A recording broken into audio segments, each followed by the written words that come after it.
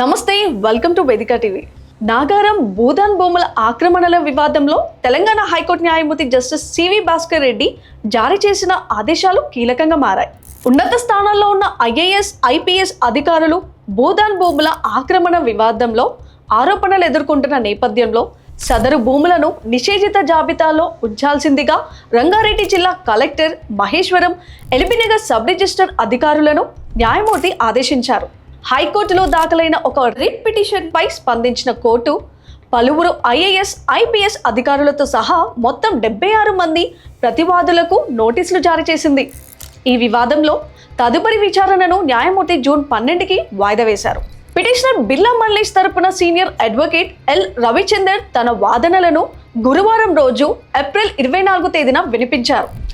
వాదనలు విన్న justice CV Bhaskar Reddy సదరు భూముల ఆక్రమణల్లో వాస్తవాలను వెలికి తీయాలని ఆదేశించారు.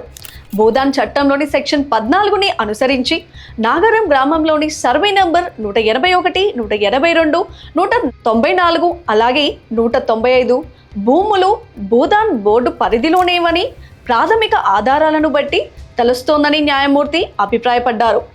రాజ్యాంగంలోని ఆర్టికల్ 226ని వినియోగించుకొని ఈ ఆదేశాలు జారీ చేస్తున్నట్టు జస్టిస్ సివి భాస్కర్ రెడ్డి స్పష్టం చేశారు. అంతేకాకుండా తదుపరి ఆదేశాలు జారీ చేసే వరకు ఈ భూములను సంబంధించి ఎటువంటి పరిస్థితిలోనూ ఎటువంటి మార్పులు, చేర్పులు చేయరాదని ప్రతివాదులకు జడ్జి స్పష్టం చేశారు. ప్రభుత్వ సీనియర్ అధికారులపై ఆరోపణల కారణంగా ఇది ప్రజా ప్రయోజనాలకు సంబంధించిన అంశం కాబట్టి పిటిషనర్ తన రిట్ పిటిషన్ని వెనక్కి తీసుకోవడానికి వీల్లేదని కూడా కోర్టు స్పష్టం చేసింది. నాగారం భూదాన్ వివాదంలో నోటీసులు అందుకున్న వారిలో ఐఏఎస్ అధికారులు Naveen Mittal, D Amoy Kumar, S Harish, IPS అధికారులు రవిగుప్తా, మహేష్ మురళీధర్ భగవత్, టి శ్రీనివాసరావు, సౌమ్య మిశ్రా, స్వాతి లక్రా, తరుణ్ జోషి లాంటి సీనియర్ అధికారులు ఉన్నారు. ప్రతివాదులుగా ఉన్న 76 మందిలో కొంతమంది ఉన్నతాధికారుల జీవిత భాగస్వాముల పిల్లల పేర్లున్నాయి. భూదాన్ చట్ట ప్రకారం భూమి లేని నిరుపేదల సాగు చేసుకునేందుకు భూదాన్ బోర్డు ఈ భూములను కేటాయిస్తుంది. అయితే నిరుపేద, బలహీన వర్గాల వారి ఇళ్ల నిర్మాణానికి సైతం ప్రభుత్వం ఈ భూములను కేటాయించవచ్చు. భూదాన్ చట్టంలోని సెక్షన్ 9 ఎవరికైతే ఆ భూములు కేటాయించారో వారికి ఆ హక్కులు లభిస్తాయని స్పష్టం చేస్తుంది.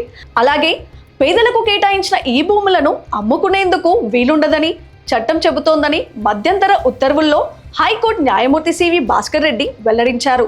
తెలంగాణ ప్రభుత్వ ఉన్నతాధికారులు కొందరు అధికార దుర్వినియోగానికి పాల్పడ్డారని, రెవెన్యూ అధికారులతో కుమ్మక్కయి నిరుపేదలకు చెందిన ఈ భూములను రెవెన్యూ రికార్డులో అవకతవకలకు పాల్పడి ఫోర్జరీలు చేసి ప్రజల భూములను తమ పేర్లపైకి మార్చుకొని పట్టాదార్ పాస్ పుస్తకాలు చేయించుకున్నట్లు పిటిషనర్ ఆరోపించారు. ఈ భూముల వ్యవహారాలను వెలికి తీసినందున తనను ఇబ్బందులకు గురి చేస్తున్నారని, తనకు విజిల్ బ్లోయర్స్ ప్రొటెక్షన్ యాక్ట్ 2014 ప్రకారం భద్రత కల్పించాల్సిందిగా పిటిషనర్ కోరారు.